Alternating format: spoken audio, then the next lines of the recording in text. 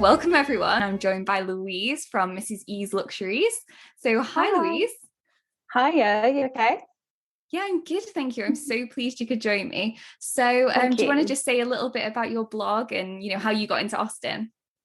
Yeah, so Mrs. E's Luxuries actually was born, if you will, when I was on my honeymoon in early September 2018. And it was a case that I've always had an interest in like the feel good luxuries and life throughout my entire life. And I thought, why not just combine social media that I really enjoyed, connecting with people and sharing what I'm up to the luxuries that you find in life, because I believe that everybody deserves to have that sense of luxury in life. And with regards to Austen, to me, that's an added luxury to me, to be able to have that sense of, I guess it's English culture, isn't it? That's Jane Austen has shaped so much with regards to literature.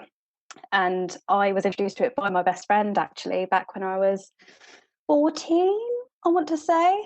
And she introduced me to Pride and Prejudice, the 2005 film. So I guess it was that kind of introduction into what Austen's world was about. And then I actually was gifted some books, some gorgeous books. I've actually got my Emma one here with the Victoria and Albert covers from one of my grandparents. And from then Oh, I was hooked. Yeah, that's such a lovely gift. I love that. we've got the Emma one here. Oh wow. No, I love that. That's a wonderful way to get into it. And Thank it's you. so nice Yeah. that like with a friend as well. I love that. I know. Yeah. The fact that actually my upbringing was more Disney because my mum is a massive Disney fan. So it was all very much focused on that. And I actually got my mum into Austen. And I bought her a Pride and Prejudice pin with like bonnets and piano Oh, fortes and things like that. Yeah. So the fact that she got into Austen as well was really lovely, because she'll comment something on Facebook and tag me in it with like a Pride and Prejudice or Emma meme. the community's so great in general. Like when I started my Instagram, I had no idea how big the kind of Bookstagram, like Janeite community was. It's just been Yeah. amazing. I've met so many great people like yourself, and I just And love that. you. I just made so many great friends through it. So it's definitely, yeah, the community to be in for sure. We're like So a force, aren't we? yeah, literally, yeah, forced to be reckoned with. So today, we thought we'd focus on the 2009 adaptation of Emma. So, I mean, this is my favorite adaptation of Emma, and I know that yours is kind of your first introduction to it because you watched it quite recently, didn't you? Yeah, so I went to go see the 2020 film last year. And I mean, I read Emma when I was 17 and hadn't really touched base with it since. I watched clips of the Gwyneth Paltrow version, and the 2020 version came out, and the aesthetics in that one is just gorgeous. And the Right. the storyline follows as well. I know, just the costumes, oh my god, just so pretty, all the pastels and everything. So yeah, the 2009 version literally just this week. So when you reached out saying that you would do this podcast, asking me to come along and talk to you about it, I couldn't say no. Obviously, could not say no. So having this first look into the 2009 version, which to be fair, I didn't really know was around. I think I must have seen a picture of it somewhere, but yeah, this was my first watch, so it was nice to watch a different adaptation with almost fresh eyes, still knowing the storyline, but seeing it from a different angle, if you will, I guess. Right. And the beauty with this one is it's split up into episodes like the 1995 version of Pride and Prejudice, which means you can Yep. get so much more detail in. And Yeah, I I think agree. that when they split them into the episodes, they do follow the book much more closely because they've got the time to. I think that's Yeah, a massive thing. especially to So those actually who aren't maybe fans or not really know the storylines of Jane's work, that it's actually a better adaptation to watch to get that fuller story. Totally agree. right, absolutely. Yeah. If you've got an essay on Emma and you've not read the book, watch this adaptation. Yeah, I agree. Oh dear. So I thought we could run through how the different actors portray the roles, how we think they bring the characters to life, if they do a good job or not. I thought we could start with, now we did have a difficulty with this with how we pronounce her name, but we're going with Romola. Let's go with It's Romola. Yeah, really, it's Romola. really hard. It We is quite apologise for the difficult. access now. Yes, if you're watching, we're very sorry. But I love her version of Emma so much. It's exactly when I read the book, she is who I saw, probably in appearance and in personality. The only thing that I have with it is I don't think she's necessarily playful enough at the beginning of the so maybe the first 2 episodes I say she's maybe not playful enough of how I envision Emma to be, because I do envision her to be quite a playful character, maybe borderline cheeky. She's very confident in herself, isn't she, to just be who she is. And I totally agree. I definitely think Romola's, I'm trying to make sure that I say it right, I definitely think Romola's version is the closest to, I agree, how I envisioned Emma. I found that Gwyneth Paltrow's one in was it 96? I want to say 96. That was her version of Emma. 96? Oh my goodness. I want to say it's 96. Yeah, it's definitely, because in the early 90s there was that big, like, Jane Austen, like Pride and Prejudice, Emma, and I think even Persuasion. I don't know, that might have been a little bit even later. one of the Sense and Sensibilities may have come out then as well. Yes. I think. Yeah. Oh, how can we forget? That's got Emma. Oh my Thompson gosh. in. Emma Thompson. Yeah. I go forget Emma Thompson's surname. I'm mortified. And Kate Winslet and the late great Alan Rickman as well. Yes. Yeah, it seemed like the early 90s was the like almost another era of Austenites coming through. It's just I found that Gwyneth Paltrow's one, I think she was a bit too reserved for me for that one, like the clips that I've seen. And then you've got Anna Taylor-Joy for the 2020 version. I thought she was spectacular. I mean, she was immaculate, but I want to say almost too immaculate. Do you know what I mean? I think she comes across maybe a little bit too pompous. Considering this is it's an heiress. This is an heiress of a small town. So I feel like that comes with less pompousness. You know what I mean? This isn't somebody who's grown up in London and also in an estate. This is somebody who's stayed in this town village her entire life, which I think exactly. So I think that comes with a sense of, well, it's lack of exposure for one, but I think there's something maybe not quite right, but she is perfection, isn't it? Maybe it's too much perfection. Like she wouldn't have had the exposure to be that perfect. I guess it's a bit like where Mr. Weston's saying, oh, what 2 letters describe perfection? And where he says like the M and the A because of Emma, and that's just right after she insults Miss Bates, and how that's not perfection really. And also, what is perfection? Right. Like, what is perfection? And I think the main thing about Emma is that, because there's a line I think that is it Mr. Knightley says, she was faultless despite all her faults. Yeah, and I love that. But that is Emma. Like, she isn't perfect. She does have faults, and you know, she quite often says the wrong thing and offends people. I don't think to hurt them, but I think she just speaks her mind. That's just who she is, and she's in the position to do that. And I think really captures that in the way that she does it. Like, she offends people, and it's in like a quick moment, but then you can see the pain for doing that. Like, she doesn't just offend people and she's all okay with that. No, the fact that Emma is the fact that she's been brought up to care for her father, she obviously cares for her old governess who gets married to Mr. Weston. There is that love there. It's not a case that she's completely heartless, but she definitely says the wrong things and doesn't necessarily think about what she's saying. But then again, I don't think Frank Churchill was help.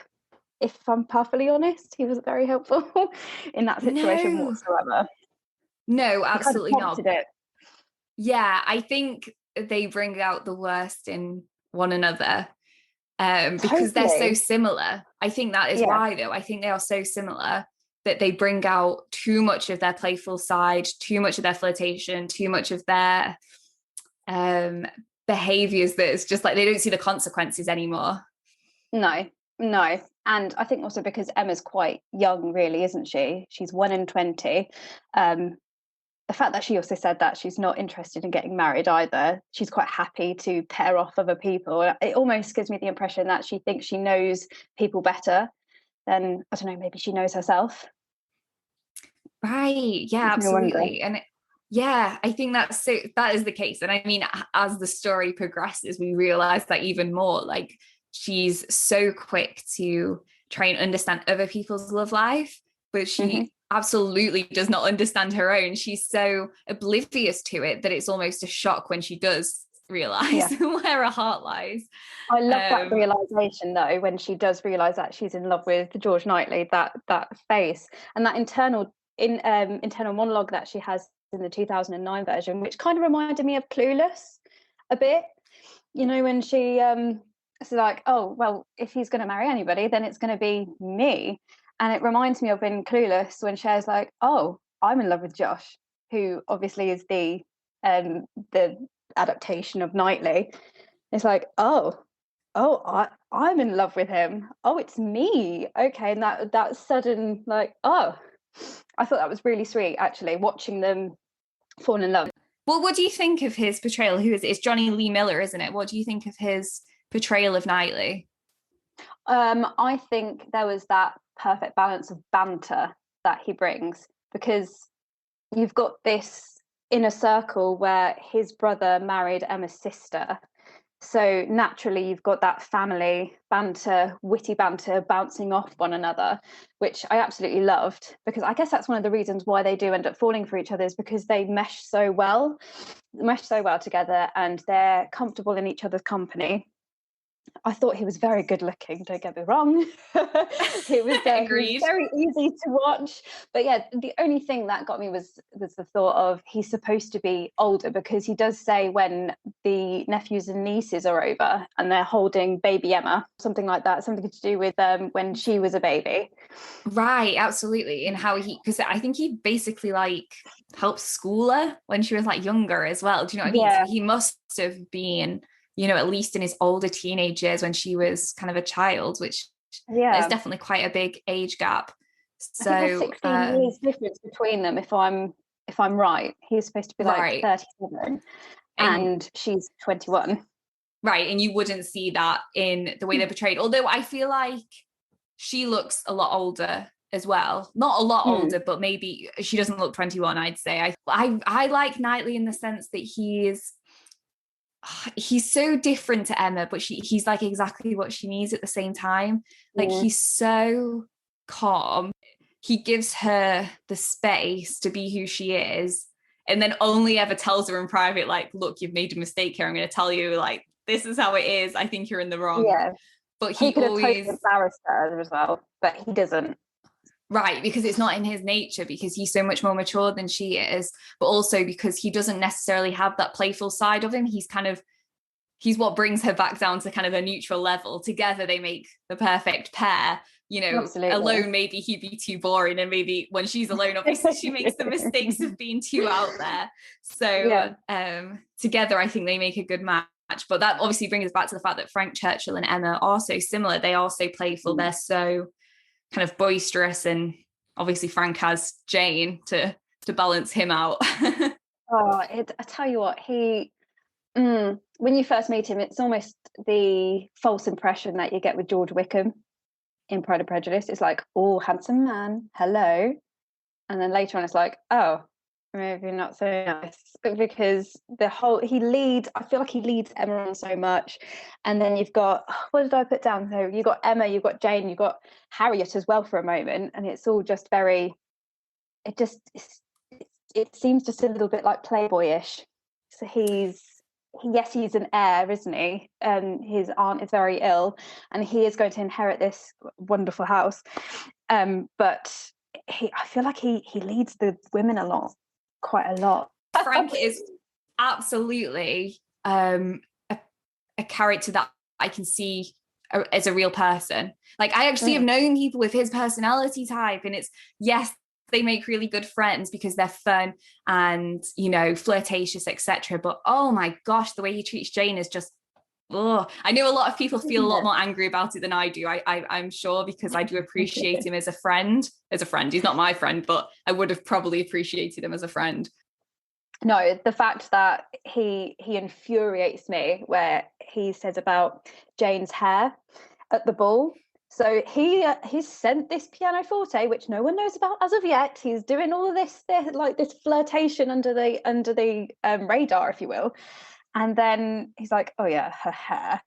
And like trying to be on board with Emma, and they're picking on her. I know that Emma had spent all of her life being compared to Jane Fairfax, which I know she's quite confident in herself, but at the same time, even the most confident of women, if they're being compared to another woman constantly, and Miss Bates doesn't do it out of spite or anything. It's just, oh, my niece Jane Fairfax, look what she's done. She's a proud aunt, isn't she? But still, to be compared to, it's like, oh, I'm going to stoop to a lower level and pick on the fact that Jane's hair is not agreeable at the moment. Right. I was like, hang on a second, this is not okay, especially when it's revealed later that they've been engaged for some time. It's like, honestly, you could not write it. It's unbelievable. When it comes out, you're just like, what? You think that anybody could have been engaged to her but him because of how he treats her. Like, you could keep the engagement a secret without being nasty about it, but he feels the need to push it to make it so it looks like he would never even consider her an option. No. Like, he has to push it to the extremes, and I just like, why was that necessary? Surely indifference would make you feel more like he wasn't interested, as opposed to actively being horrible about it. I mean, if someone was that horrible about someone to me all the time, I'd be like, hang on a second, why are you kind of fixated on this person? Yeah, especially with someone's hair, but also the fact that with this version of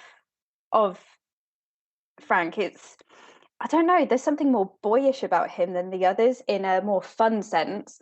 And then you've got, was it Ewan McGregor who played Frank in the 96 version? I want to say yes.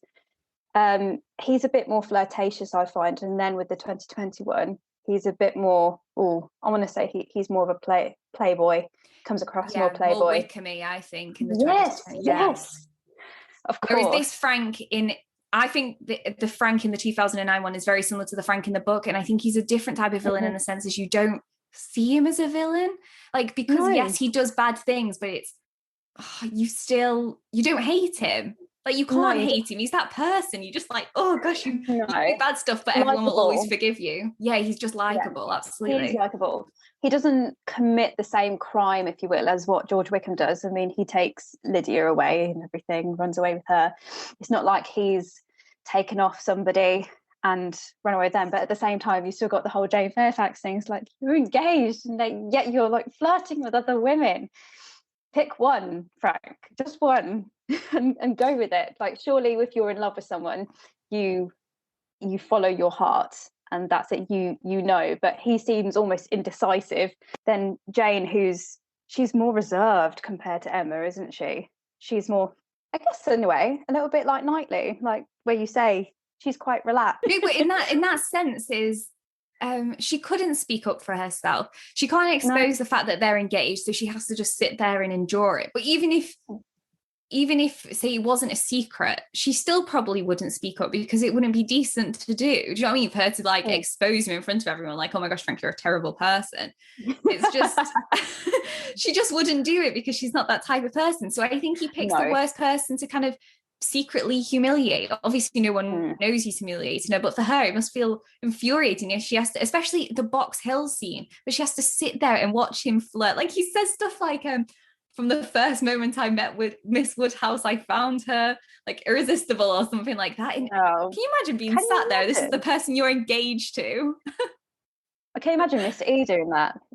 No, he wouldn't. Maybe it wouldn't. No, exactly. My Mr. E is very much if I was to pick out of all the Jane Austen men, I'd say he's a cross between like a Darcy and a Bingley, really. Actually, I think Knightley is a cross between a Darcy and a Bingley.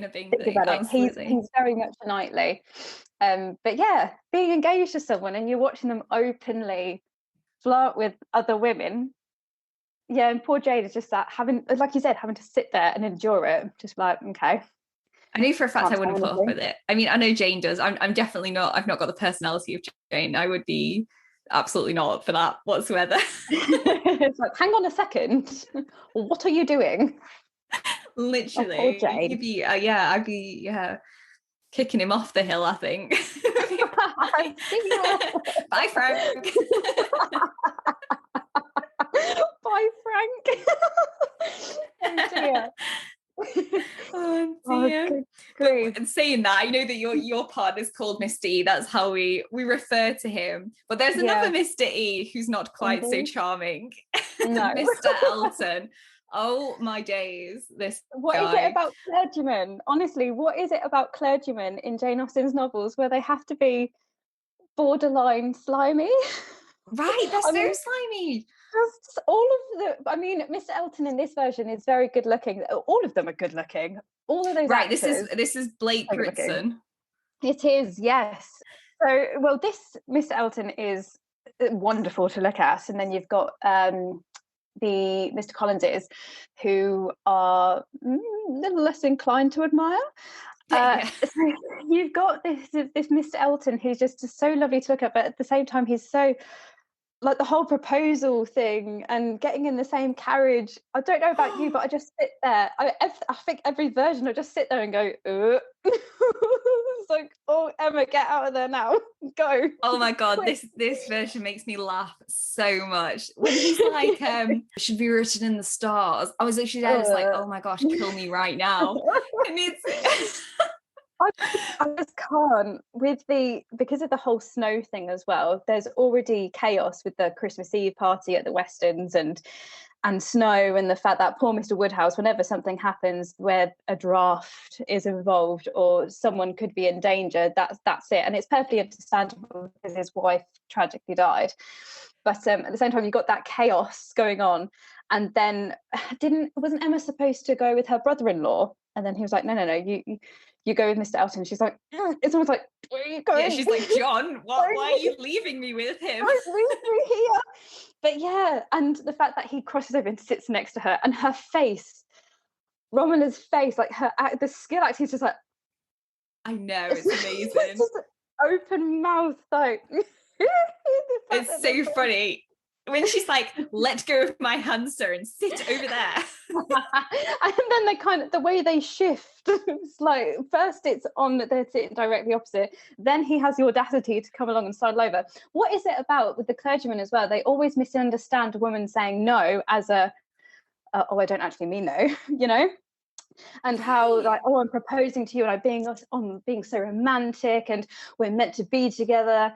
And the protagonist is like, no, no, you completely misunderstand my meaning. And it's like, oh yeah, but that's only for me to like you even more. No, I mean, no, there's no way I'm accepting this proposal. And then the fact that Elton suddenly has to go all the way to the other end of the cast and just sit there, so awkward, rumbling along just to get back home. It is so awkward. And the fact that obviously for Emma, she totally intended Mr. Elton to be for Harriet, and when she's like, oh, you're already attached to Harriet, and he's like, what? And then he goes, I couldn't care less if she lived or died. No, how awful is that? And also the fact that he's incredibly mean to her later in the ball. So you've got Mrs. Elton, who is like, oh no, I'm not going to dance, and then he goes to ask Mrs. Weston, and she's pregnant, and she's like, not today, and saying, oh, what about Miss Taylor over there? And he goes, oh, I'm a married man now. Suddenly changes his mind on the spot. It's like, I'm a married man now. I'm not inclined to dance. Oh, right. He's so sleazy. He's like, and also he's got some sort of superiority complex, which makes no sense to me whatsoever. Like, obviously he's got position in the sense that he's a clergyman in the parish, but I don't know where this like inflated ego comes from. It's the most bizarre thing. Or even the fact that he thinks Emma would marry him. Isn't that in the sense just weird as a whole anyway? Like, I just don't understand where he gets the idea from. And surely he must see that she's just being perfectly nice. There's no romanticism in her character towards Mr. Elton whatsoever. And the fact that he's saying, oh yeah, with the likeness that she makes of Harriet, and he appears to be quite attentive to Harriet, and then Emma's like, well, why would you even think that I'm interested in you? Right. Clergyman just, and the fact that Jane Austen's father was a clergyman, wasn't he? I want to say Yes. he was a vicar. So I don't know where her world, her novels, where the clergymen are quite Odd. insufferable. Yeah, Yeah, and and creepy. yeah, and I don't know. I have no idea how that came about, because I normally get the impression that authors, when they write characters, they more or less base it off people they know and love, or maybe know and maybe not so keen on. But I thought she had a pretty good relationship with her father, and I then think suddenly the clergyman. I Hmm. think it maybe speaks to her humor, because I think she's such a sarcastic person. I can imagine she'd write those kind of characters just to be funny, like, oh look, here's a clergyman like you did, and he's really creepy and like such a weirdo. So Like being like, Dad, I have written this character based on your profession. He's a little bit sleazy and a bit creepy. I think if I wrote something about my dad, he'd be like, thanks for that. yeah. No, another, I tell you what, another Mr. Elton scene that really gets me in this adaptation is when Harriet and Emma are painting outside, and he Yeah. goes Oh. over and says like, oh yes, it's very nice, and then Emma runs over after, looks at Harriet's painting and goes, she was like, what did he say to you? He says, oh, my painting's coming along nicely, and Emma looks at it and she's like, oh, he must really love you then, because and you can just tell her by her face that it's because the painting's awful, but he said it's good. She's like, wow, he must really love you, because that's Yeah. terrible. I think this is like the whole misconception of who likes who. Jane Austen, she was so good at leading audiences along and who ends up with who. And can I just say to the audience members that my Mr. E is nothing like Mr. E and Jane Austen's Emma.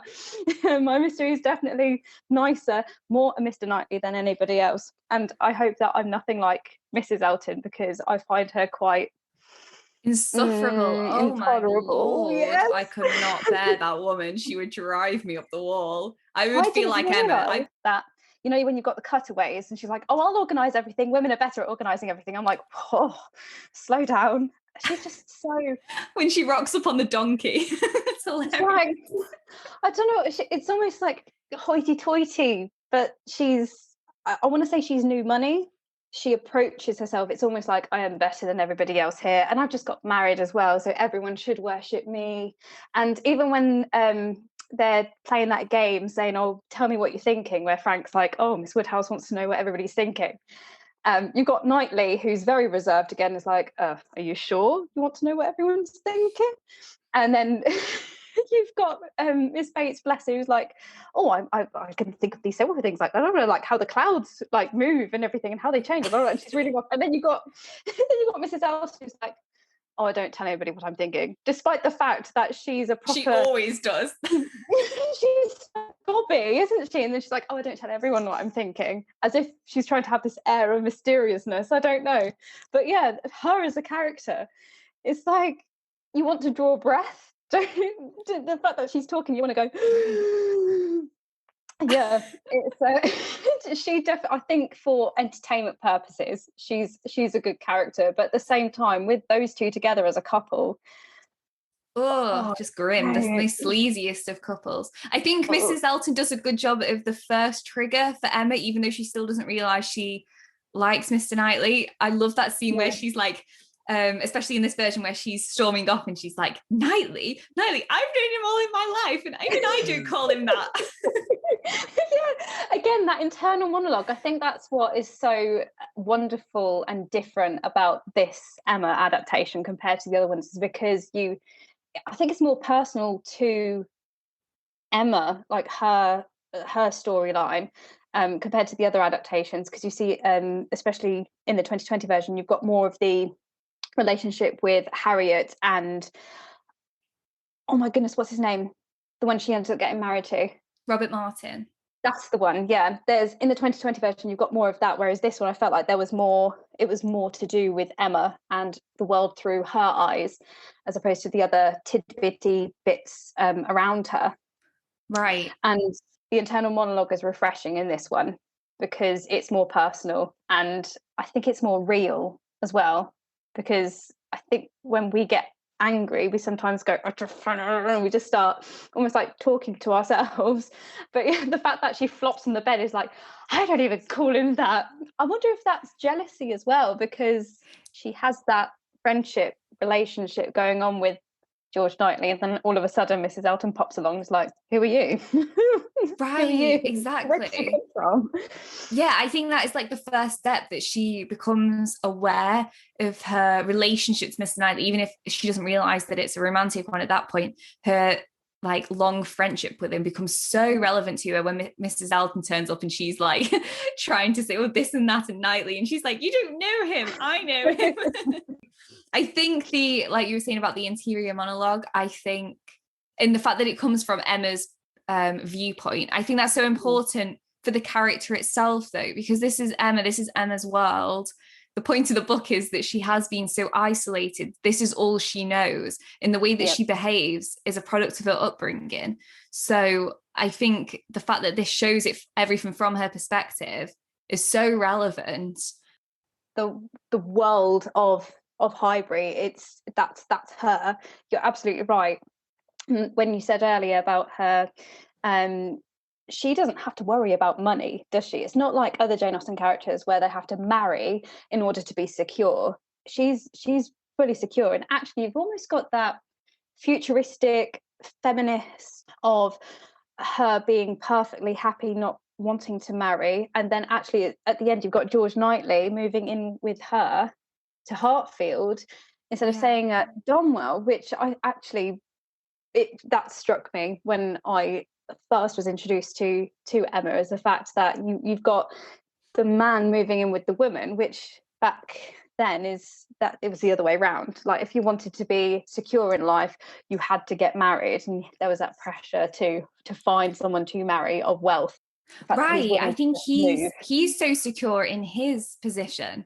Like, do you know what I mean? In general, like he is so secure in his position that he can just be like, I'll just move in there with you, because he's got the respect of the town anyway. I think that's maybe what he dislikes about Frank Churchill. Frank Churchill goes around just doing this and that without any consequences, whereas Knightley is so particular about how he presents himself, how he cares for people. Like obviously, like Robert Martin's one of his tenant farmers, and he's so kind to him, and you know, he wanted him to marry Harriet, saw it was a good match, etc. So I think he is just the better man, really, isn't he? But I think Frank definitely gets his feathers all riled up, which is understandable, because Frank does just do as he pleases, and it has no consequences, obviously, in the end. I mean, in the end, it doesn't seem to have any consequences either. He hardly loses anything, does he? But it's funny how it all turns out right. People pairing up with, I guess, who they were meant to be with, who complements the other. So you've got the Eltons, they complement each other. The Westons, bless them, they're just so, like, they're so sweet, aren't they? They give me Mr. and Mrs. Gardiner vibes.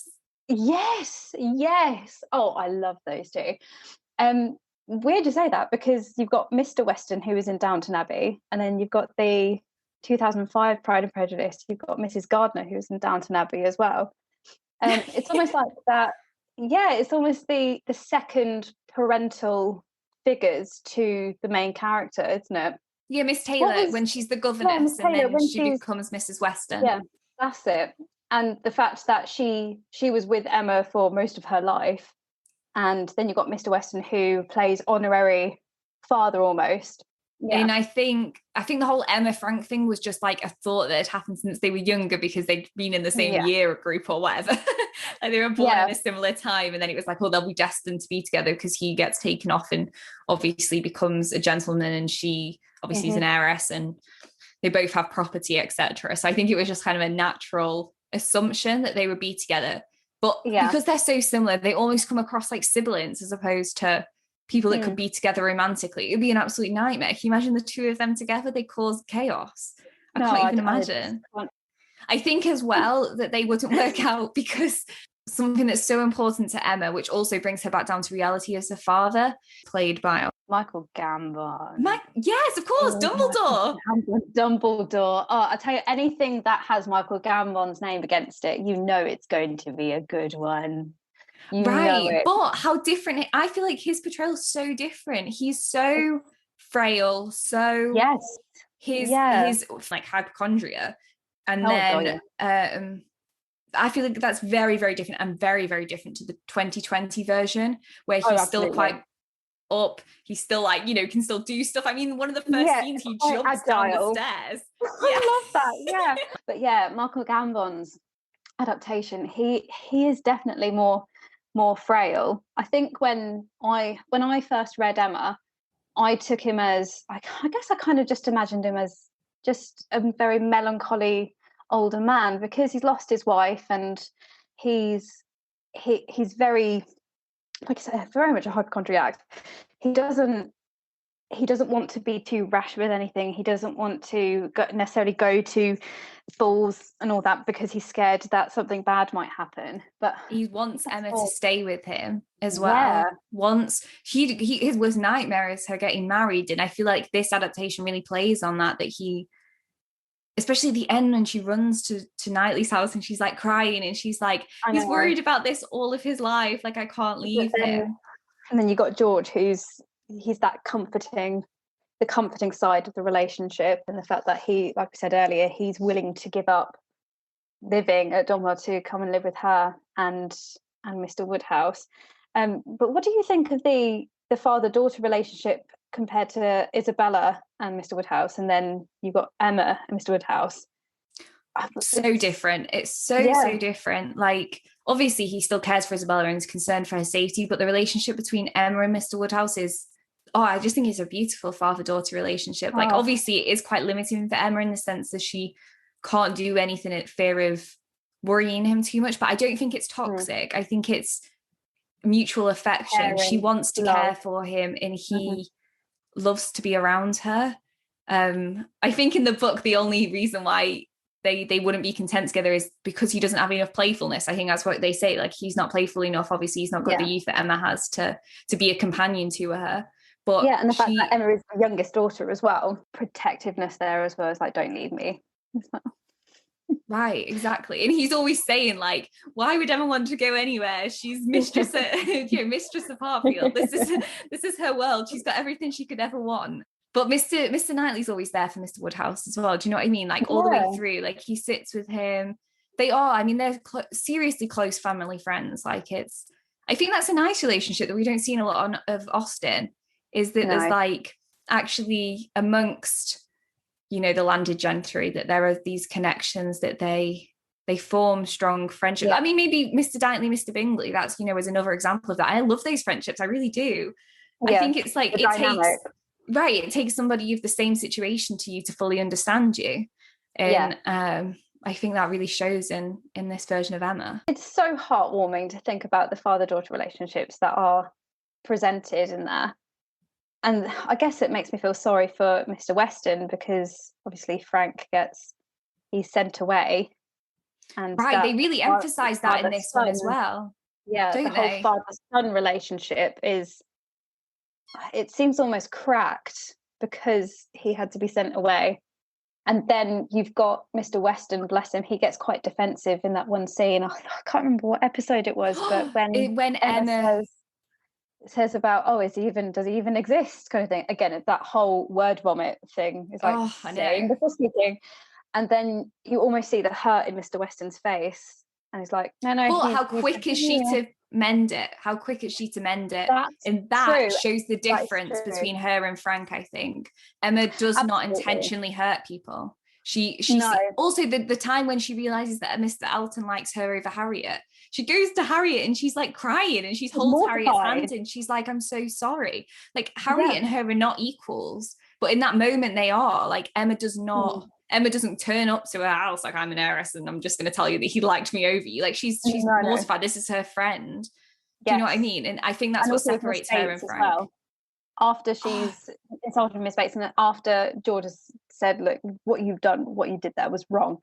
And she realises that, and she goes to mend ways. And I think what was lovely in the scene leading up to her going to apologise to Miss Bates, you've got the town of Highbury judging her.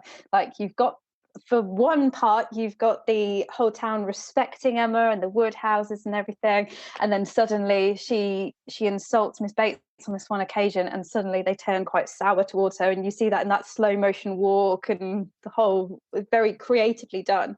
But the fact that Emma is so sure of herself to be able to have her hands up and go, yeah, what I did there was completely wrong, I am ready to mend ways. She doesn't burn bridges, she doesn't think that she's better than anyone.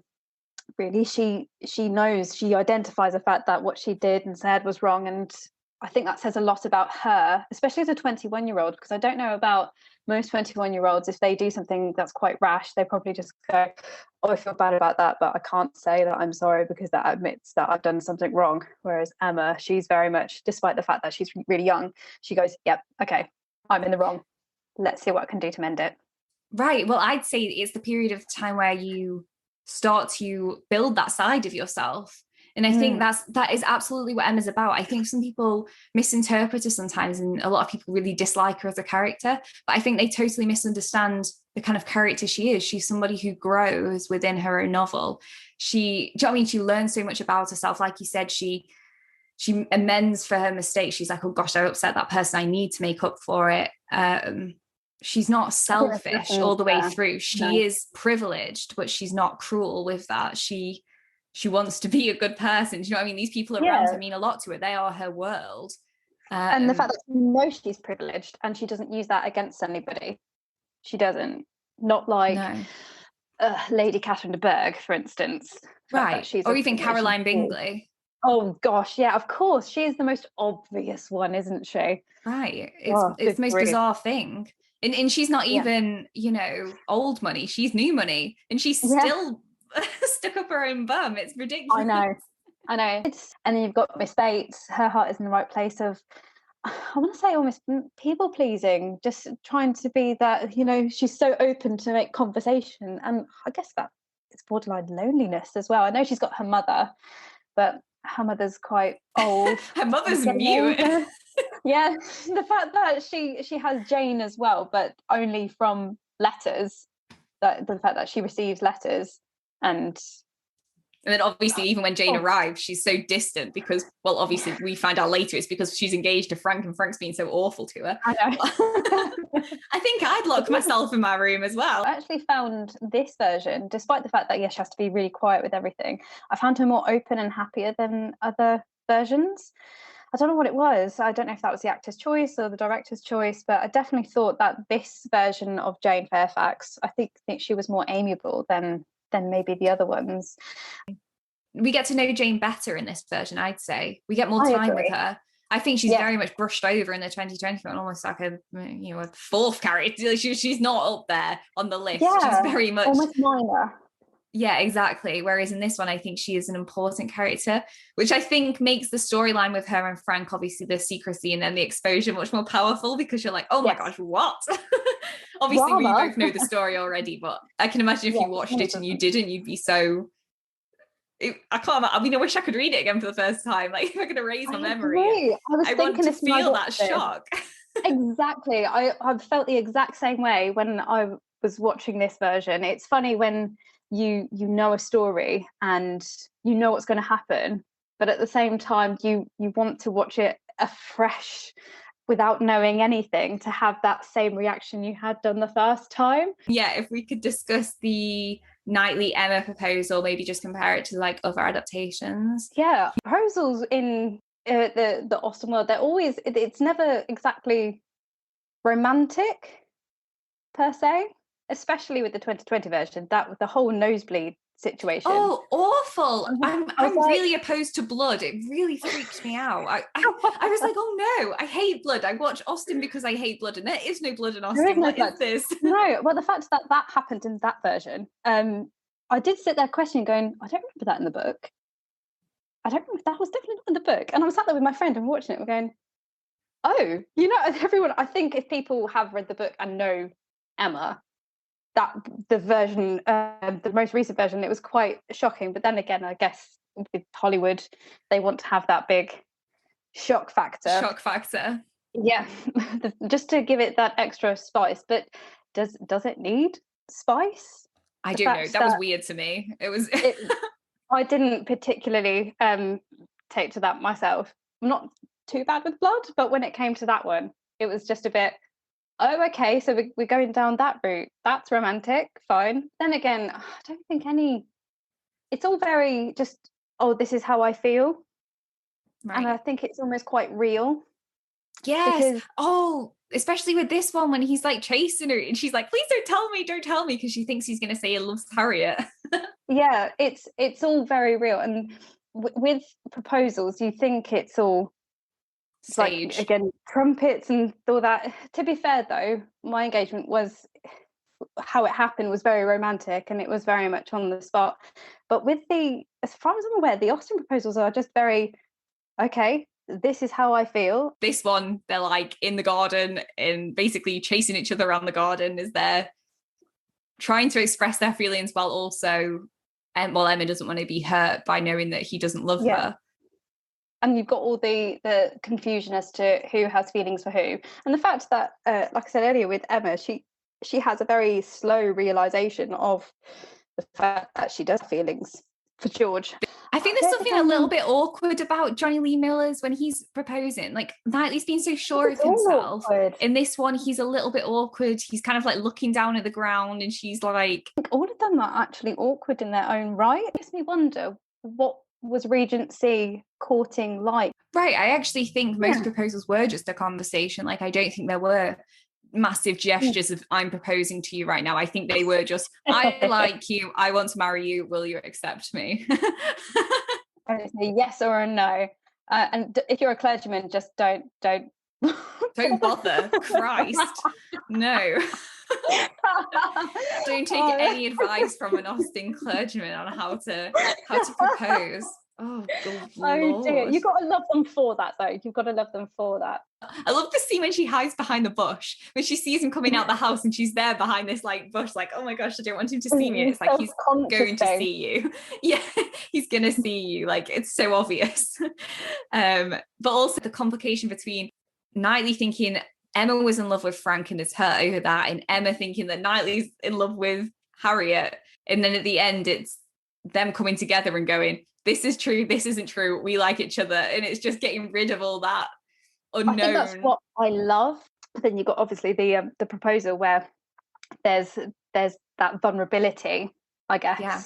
And it is a vulnerable thing, isn't it? When you open yourself up to somebody and you admit feelings for the other person, and then you do have that underlying fear of, do they feel the same way about me? Have I got this completely wrong? And then you've got that euphoric feeling of, yes, like this is us. We are meant to be together. And how happy they look at the end as well.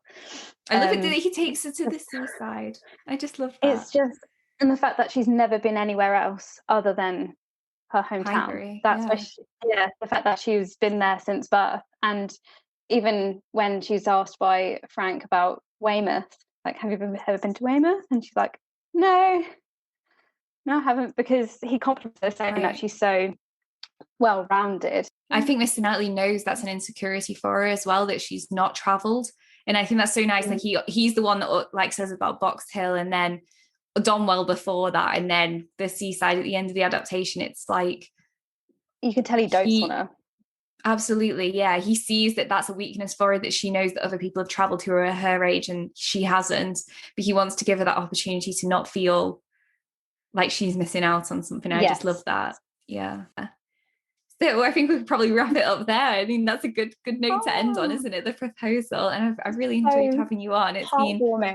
It's been so nice to just, chat about Emma, and particularly, the 2009 adaptation, which is my favourite. It's just been, it's refreshing to be able to have a conversation like this. Thank you very much. I'm very grateful. No, of course. I'm sure you'll be on again for it to discuss something else, another topic. I'd love to. Let me know anytime. I'd be more than happy to. It'd be a delight. So where can everybody find you? Like, what's the best place? Your blog? Do you want to let people know? Yeah, so Instagram is the best place. I'm more active on Instagram, just at Mrs. E's Luxuries. And I have my website, mrsluxuries.co.uk. So you can find me there. Mrs. E's Luxuries TikTok going because everybody's raving about TikTok. So I'm giving that a go. Amazing. See how that goes from there. Yeah, so I will obviously let you know. No, of course. And I'm going to put every episode on my website as well. And I'll just link, where people can find you on there. So it's easy Amazing. to access. But yeah, thanks so much for joining me. No, I've loved it. Thank you so much.